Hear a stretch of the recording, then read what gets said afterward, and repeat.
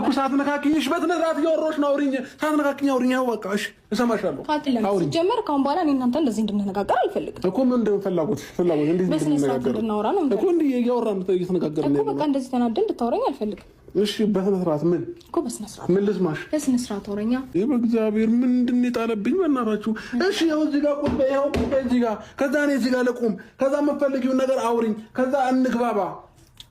አማርኛ ነው አይደል ማወራው እኮ ያው በቃ እሺ እንደዛው አውሪኝ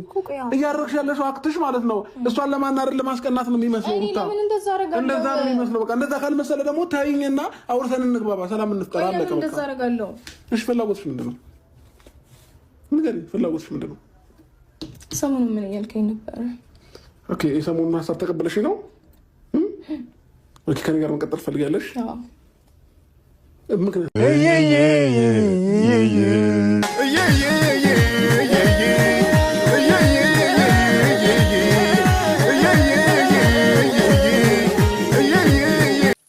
ሰላም ምርጦቹ ባለማተቦቹ